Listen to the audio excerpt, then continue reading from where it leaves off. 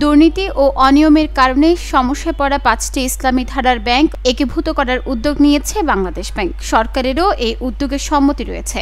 এই ৫টি ব্যাংককে একীভূত করে একটি নতুন ব্যাংক গঠন করা হবে, যার জন্য সরকার প্রাথমিকভাবে ২০,২০০ কোটি টাকার মূলধন দেবে।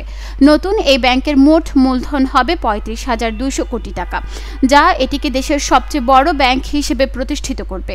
যে ৫টি ব্যাংক একীভূত হতে যাচ্ছে সেগুলো হলো ফার্স্ট সিকিউরিটি ইসলামী ব্যাংক, ইউনিয়ন ব্যাংক, গ্লোবাল ইসলামী ব্যাংক, সোশ্যাল ইসলামী ব্যাংক এবং এক্সিম ব্যাংক।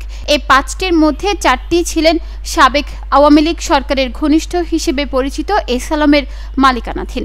এছাড়া এক্সিম ব্যাংকের চেয়ারম্যান নজরুল ইসলাম মজুমদারও সাবেক প্রধানমন্ত্রী শেখ হাসিনার ঘনিষ্ঠ ছিলেন।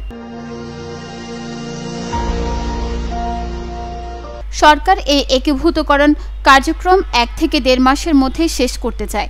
এই জন্য একটি ওয়ার্কিং কমিটি গঠন করা হয়েছে, যা সময় ভিত্তিক কর্মপদ্ধতি চূড়ান্ত করবে। রোববার অর্থ মন্ত্রণালয়ে ব্যাংক একীভূতকরণ নিয়ে আয়োজিত এক সভায় এসব আলোচনা ও সিদ্ধান্ত নেওয়া হয়।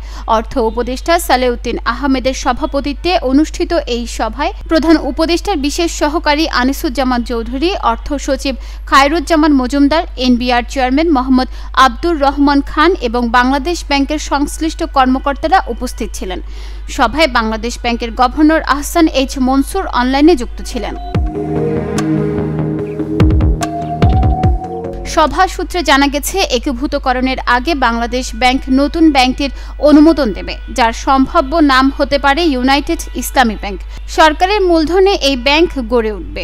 একীভূত হতে যাওয়া ৫টি ব্যাংকের সম্পদ ও দায় এই নতুন ব্যাংকের অধীনে চলে আসবে। ব্যাংকটি মুনাফা করা শুরু করলে সরকার এর শেয়ার বেসরকারি খাতে ছেড়ে দিয়ে বিনিয়োগ ফেরত নেবে।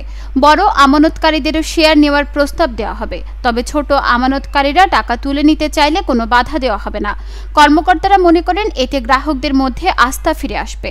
ওয়ার্কিং কমিটির নেতৃত্বে থাকবেন ডেপুটি গভর্নর মোহাম্মদ কবির আহমেদ এবং এতে অর্থ বিভাগ ও আর্থিক প্রতিষ্ঠান বিভাগের প্রতিনিধিরা থাকবেন।